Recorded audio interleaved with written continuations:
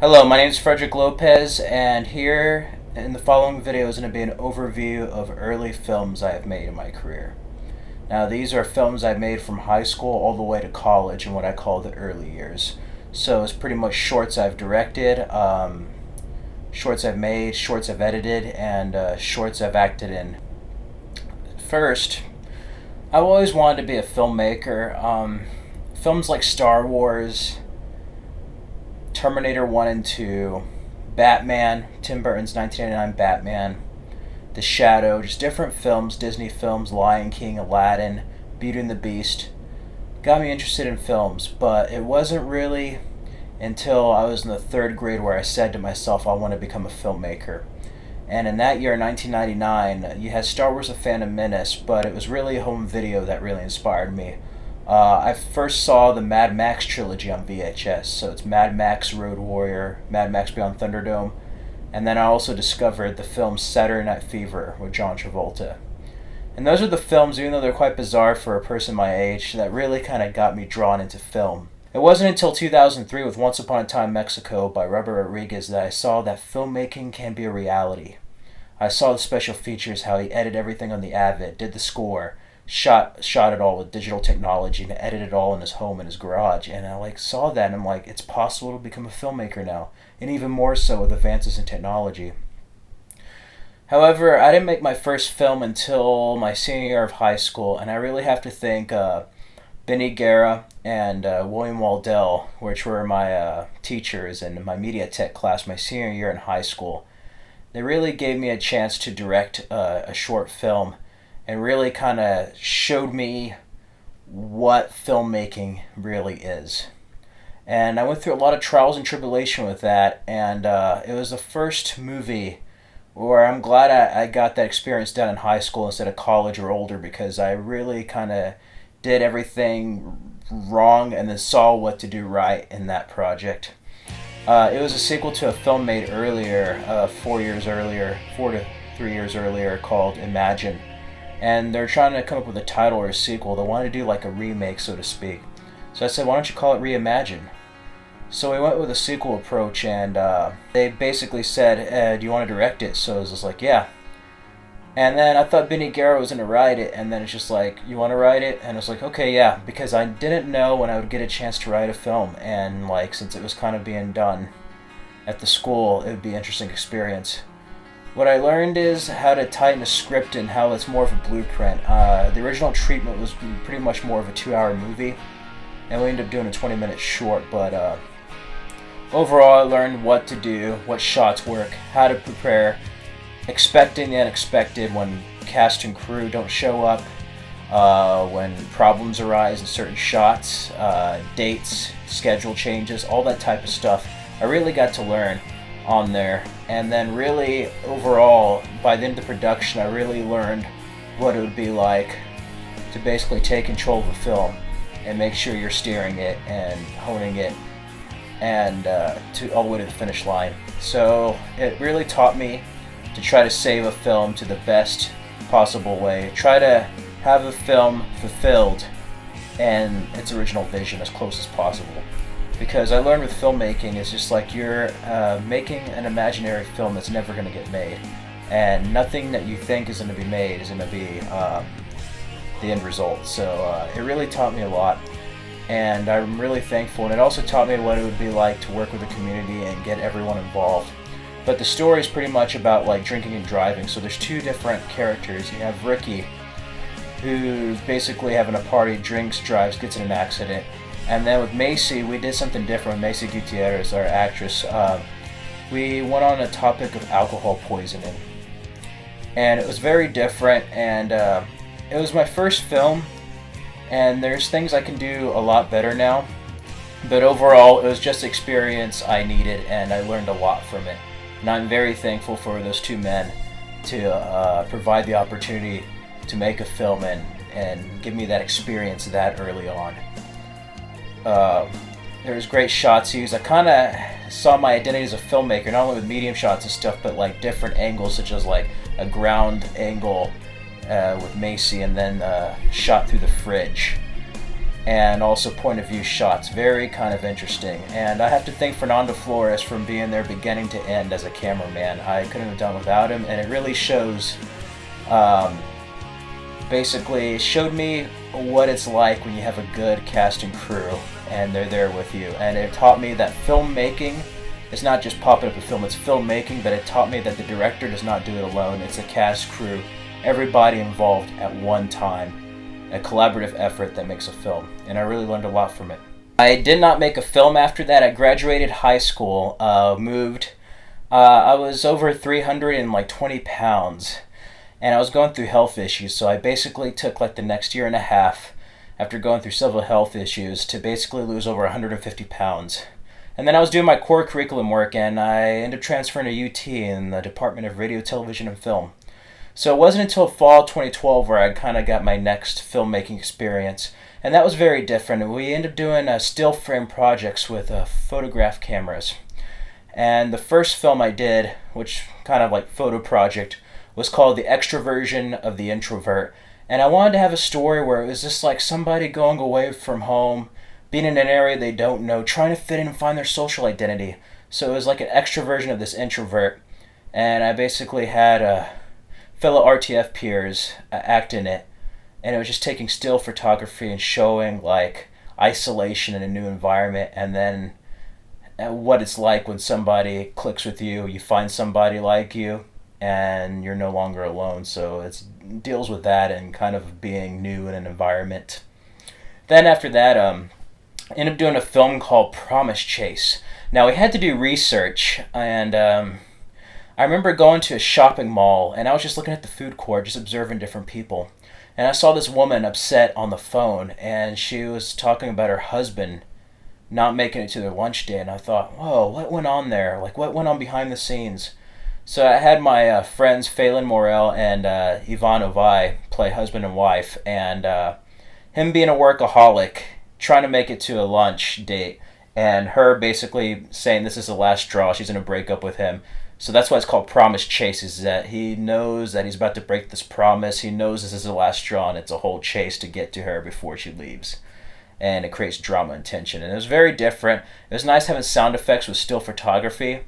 And one thing I like is on this photo projects, I wanted to do film, but like what makes it good about photo projects is that it teaches you to basically say everything with one shot, so you don't have like 10 shots basically conveying the same message or like action. Just one shot can say it all. A picture tells 1,000 words, and I really liked it that way. I ended up doing a special edition version with kind of a music video and some test photos I took earlier with the song Promises Promises by Naked Eyes. So after Promise Chase, we ended up making our first motion film, and that was exciting because that was the first film, like just emotion, that I did since Reimagine. I really kind of wanted this one to be kind of me. And I was kind of new to it, so I wanted to put it all in, basically a homage to old Kung Fu films. And my friend Ivan Ovai inspired me. He reminded me of Shang Tsung from Mortal Kombat, the video game. And we were busy with our own projects, so like I couldn't use him, so I got somebody else, but like he was kind of the basis of like using that type of genre. And then I couldn't find an actor, and I basically said, oh well, I'm just gonna act in it, I can do some fighting. So basically, it's a revenge tale. A man named El Verdugo, the executioner, kills this CIA agent's wife, and he goes through training through like this master in this temple, and basically is on a vendetta and a duel of retribution. And it was really inspired by The Dark Knight Rises. We did it all at UT campus, and it was really kind of something new, and I really tried to incorporate a lot of things I liked. Pleasantville effects, stuff from Sin City, Kill Bill, just pretty much everything. And that film, I ended the first year on a high, and I dedicated that to my Aunt Dolores and Uncle Joe, who passed away the previous year.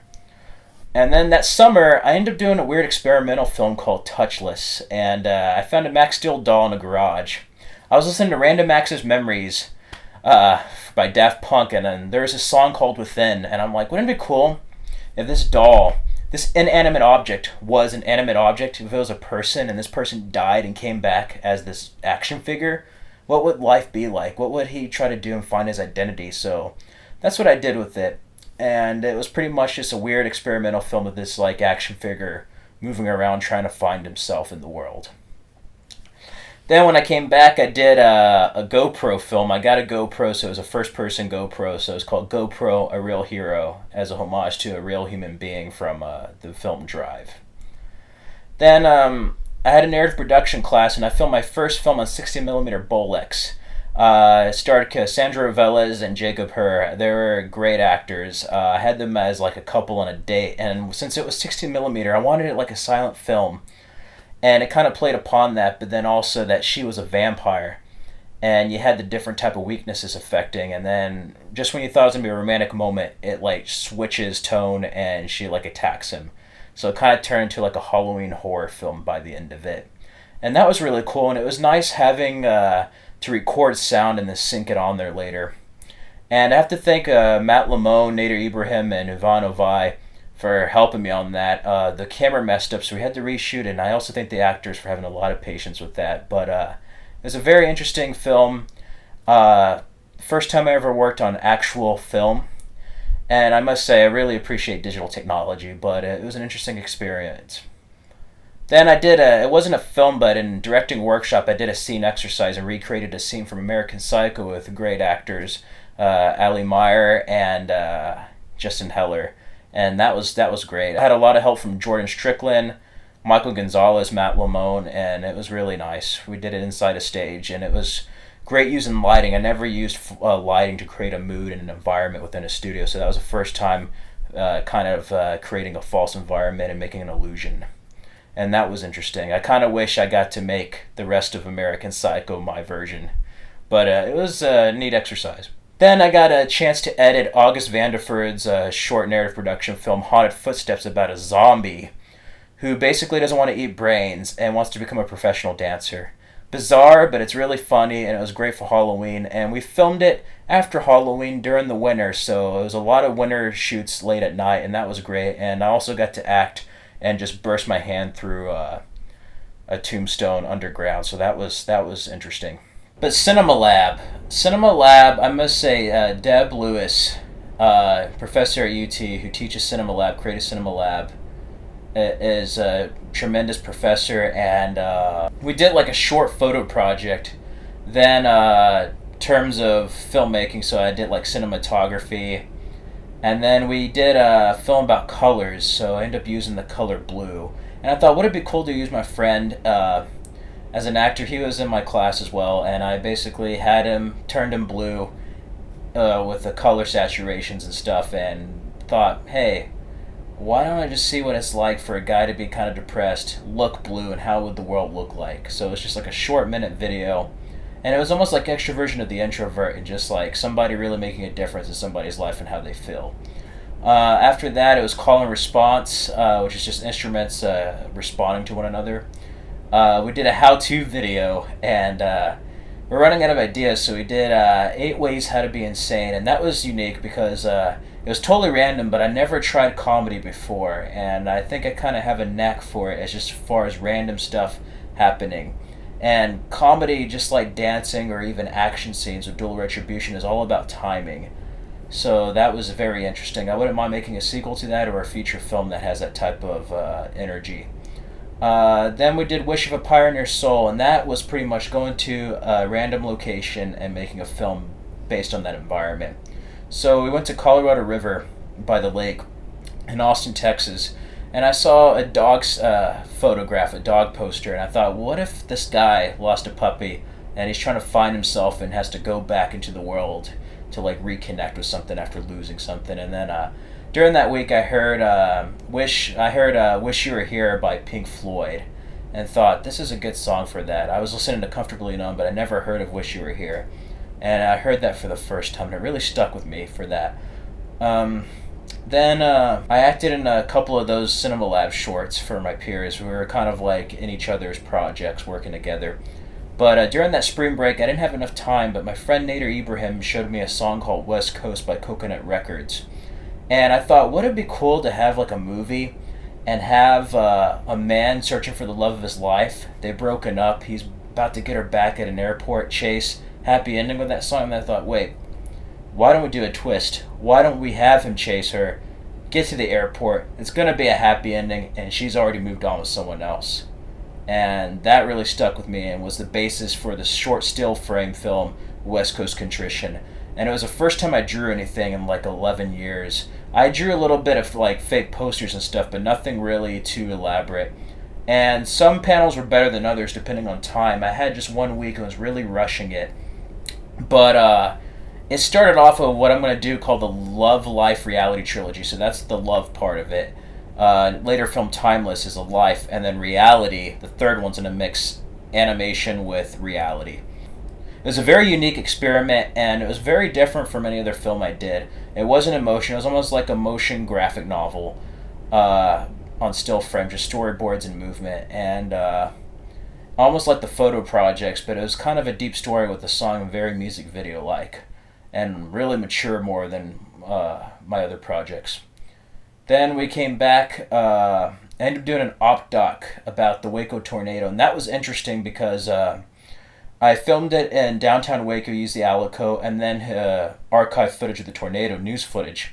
And I never did any type of documentary. Op doc, documentary is pretty much like the same thing, and very different, but documentary, just like narrative, is basically just telling a story and presenting a certain message to an audience. I liked having archive footage mixed in with voiceover, mixed in with B-roll footage, and it mixed a whole bunch of things like news production and narrative film, as well as having that documentary vibe. And I wouldn't mind doing a feature-length documentary. It's not my thing, but it really kind of opened my eyes into a different type of filmmaking that I'm comfortable with. And then we ended it with like a how-to tip, so it was pretty much like how to get out of writer's block. And overall, that class was just fantastic for me. It got me out of a slump, and I felt my filmmaking improve, and I saw it improve. Like everything started to look a little bit more cinematic than it did before. And it was everything I wanted film school to be, was just like, go out, make a film. Who cares what anybody thinks? You can do this better. Everything's a work in progress. There is no mistakes in films, just like there's no mistakes in editing. It's just like everything's just kind of like created at that moment, and just like a result of that moment in that time. Summer of 2014, after Cinema Lab, I saw that Project Greenlight was coming back. I didn't have any expectations, but I just figured, you know what, I'm just going to make a film and just wing it. So I ended up making a short film called The Hit, which was originally 3 minutes long, and then 7 minutes long for the special edition version, because the 3-minute version was for Project Greenlight, and there's so much I shot before. But it was very unique. It was the first time any of my family members acted in a project. My nephew Zachary acted, and I think he's into something else, but I think he could be a good cinematographer one day. Anyways, it was very genre and felt a little bit more like me and very kind of different. It was very low budget and just almost like a film exercise for fun, but it had certain elements I would like to see in a feature film someday. But most of all, I got a GoPro car mount for the GoPro camera of mine, and it really was the first time I used any car shots, and I learned a lot with like placement of the camera and just like using it on different objects than my hand and just having it somewhere else and letting the camera capture something from afar. And that was very unique, and also muzzle flashes with guns. That was different. So it was just a little bit more edgier and just kind of like Miami Vice-like than my other films, and just kind of did something different with the camera angles again. And it was a very unique experience. I also got to act a little bit again, and it was a great exercise. The hit was basically just a hitman. He has his one hit to do, and then it goes wrong. He gets double-crossed, and it's just a result of that. Very short. It could go off to a feature film, but I just wanted to see that one moment of like something going wrong when it seems like it's going right. But after that, I ended up doing Timeless, which is the second part in the Love Life Reality Trilogy. It's a life part. I remember hearing Young and Beautiful by Lana Del Rey on Great Gatsby. And I thought to myself, wouldn't it be crazy if like this was playing in a movie? And I thought of a story of like an elderly man reading a story to his dying wife. And then his wife goes into cardiac arrest. They're trying to save her, and he has a flashback of when they were younger. And maybe he could be a knight and she could be a princess in another world. And there's two parallel tales of the same characters, of like the same woman having to be saved. One when she's like dying, and the other one when she's like a princess and like captured, and he's a knight saving her. So it's two parallel tales of like being saved with the same couple through two different times, and I found that fascinating with the song. And it was very emotional. Not as much panels as I would have liked, as much as my other still frame projects, but it was kind of a cool music video, and really is a little bit of the seeds of something in a feature film, and kind of cool to create a fairy tale, because I usually don't go into fantasy territory. So that was very interesting. I wanted to make a film called Perdition, which had Emma Watson. I thought, wouldn't it be cool if Emma Watson was the devil? And the song that sparked that moment was Devil is a Lady by the Chain Gang in 1974. That wouldn't be cool if she like seduced this guy and then turns out she was a devil, and it was like this guy's journey through hell. Not only through her hell, but his own personal hell, and him trying to get out of that and seek redemption within himself and finding faith. And I didn't want it to be one of those Sunday Christian movies where it was just kind of fake. I wanted it to be really dark, but it was going to be for fun. But it ended up being really a lot darker than I thought it was going to be. But then when I went back to my last semester, I ended up having advanced directing, which we did a Dogma film. That had to be the most work I've had for a film. I co-directed it with another classmate, and it was hard for us. We had to struggle literally from pre-production, production, and then post. But the actresses did a great job. Cassie Reveles and Catherine Grady did a fantastic job. I wanted to get like the best acting ability, no matter age or ethnicity, for sisters, and I think it did well. Now that's another instance where it was just like a film you imagine, and then you go through and you never make the film you imagined. But I have to say the core element was there, and Reimagine really taught me a lot. And it was nice going through a little bit of stress before and just like having just the core center. What is the one thing we need? And can we keep the central theme, message, character, relationships, all that? Yeah, it was limited. We had about 10 minutes to show, and it was over 20 minutes of footage. So I got it down to 13. And it was okay, but you really didn't get that relationship with the sisters and other stuff. So like, I really liked the extended version a little bit better because you get more of the relationship fleshed out. Certain things make more sense.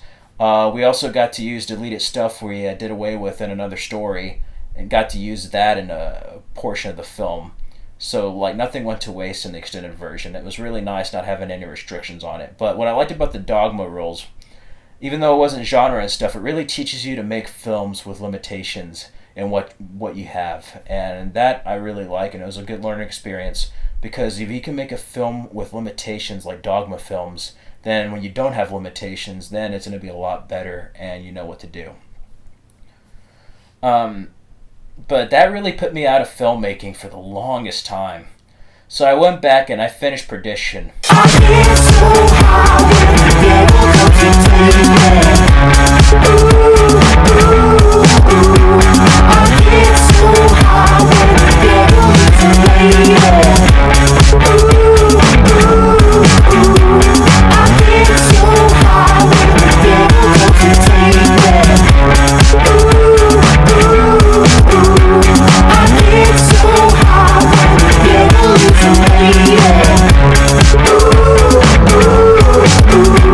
And I basically mixed still frame images with footage from other films animated. And like I said, it was for fun, but it was really a lot darker and really kind of questioned my own morality and religion. But it was very deep, and probably the longest short film. It was an experimental film, not all mine. It was just like other people's stuff animated with my own still frame footage. So I got stuff from like Dante Inferno documentaries, Vanilla Sky, Abre los Ojos, Cocktail, Vampire Diaries, just anything you think of. Bling Ring for the main dance scene with Emma Watson. But and then photographs also, but it was very dark. Probably the darkest film I've made so far in my early years, but I kind of wanted to bookend it on that afterwards and do something completely different from Heroin, and something just kind of like, I felt like it was a metaphor for myself as a filmmaker. It's just like I'm kind of in this hell, this kind of like inner turmoil, and like I have to reflect on everything that's passed in my life. So like I kind of use some of that in the tale of Perdition, and somebody seeking redemption and finding his faith again, and finding strength within himself after his own personal hell is dealt with. I also use the same voices. I wish I used more voice actors, but I think on the voices it was pretty good because it represents his own hell, so it's like his voices. But after that, for the last film, I did a sequel that wasn't in the Love Life reality trilogy, but was a sequel to West Coast Contrition called West Coast Repentant. And that I basically did because I felt like having a happy ending for the guy in West Coast Contrition. But not only that, I wanted to have the woman's side of it and to show that, like, there's certain people who have a really good thing and it's like 80% out of 100, and they're like, but it's only 80%, and they want somebody else who has like 20% of what the other guy doesn't have, but you know what, it's only 20%. So it's like the side effect of like, hey, you left this guy at 80%. Well, guess what? He had 80% of something that this guy doesn't have. He has 80% of nothing that the other guy has. So it's just like really interesting to show like this woman go with this guy who only has 20% of what she has when she left somebody who had 80% of what she needs, you know? So it was very interesting seeing that, and then just like abuse. I kind of wanted to have like a female character just put through hell, and then just like almost like karma for like certain reactions. And then I wanted to show a happy ending for the guy, and then just have like a twisted tale where like she kills herself. And the song West Coast by Lana Del Rey was really kind of like joyful but also dark. And it was very interesting to use it on that, and I thought it really fitted the character and just kind of bringing into that, showing like the effect of like an abusive relationship, not only with like her previous ones, but like also just like basically leaving a really good person and treat him like crap, and then the side effect of that in the universe. Very dark, but overall those were my early films. But I wanted to end it on a big note personally. I had a vlog slash documentary called From Dreamer to Director, which pretty much covered my undergraduate film experiences personally and academically. And the earlier chapters were very kind of personal. Like they're on YouTube, but like they're very personal. And it wasn't really like a movie. It was more like video journals. It wasn't until like the later on chapters like 5.8 with Dreamers, where I interviewed my fellow RTF peers, that it really kind of got back to the core message. And the whole start of that documentary is to be like, hey, you don't just go from a filmmaker, just say, hey, I'm going to become a filmmaker and become a filmmaker. Like Steven Spielberg, George Lucas, they didn't just become filmmakers that way. Every film director, there's like certain things in life and certain steps they had to take and moments that transformed them to be that person. And I wanted to show that transformation of being kind of like a young, naive kid to being like the filmmaker I am today. So the final chapter, I pretty much decided after kind of my limbo state, after the still animated films, hey, here's what I've been up to. I'm going to start in present day, recap my entire life, and then just go through the last semester, my stresses, what I've been through. Nothing went out the way it was. Just everything of life and always moving forward and learning something. It's all about perspective and just learning something from your failures, and also just kind of reflect and bookend my college years, my early career in films, in my film library. So From Dreamer to Director did that very thing, and I ended it up with Everybody Wants to Rule the World by Tears for Fears, and it was very interesting, and I kind of wish I did more with that, but I just wanted to show that transformation throughout the years and how I like got there. So that was interesting. And the whole thing with the final chapter was to show that like sometimes people search for certain things and like the abilities they need or like inspirations they need, but really they have it already and they don't know that. And like everything people search for, they already possess within themselves. So I kind of wanted to show that in the final chapter, and that anybody can do it, and if you just like follow your dreams at heart, anything's possible. But overall, like really, as a filmmaker, what I've learned is to just like don't listen to the naysayers, and always try to not worry about people who ask you, why are you making this film? Why is this being done? Why? Surround yourself with people, and say this to yourself, why not? Just tell them, why not do this? Why not do that? Be fearless and just like go through it, because most likely the reason why people are asking why is because it hasn't been done before, and everybody has a different perspective on filmmaking, and I love that. It's just in filmmaking there's different people with different backgrounds, different perspectives, but there's similarities between all of us, and it's very interesting to see that through the eye of the camera, through the lens and people's perspectives on life and life through moving images. This is just an overview reflecting on my early years of films and this stage in my life that I'm in a transition. And I just want to look back at these set of films and projects that I did in my younger years. I mean, I'm still young, but it's just I wanted to do it in my undergraduate college years and just kind of bookend it and reflect upon that before I continue on to other projects in the not too distant future. If you want, please check out the films I reflected on in this video. Check them out on both YouTube under the Dark Knight of Steel channel, Frederick Lopez channel, and then also on the Frederick Lopez channel on Vimeo.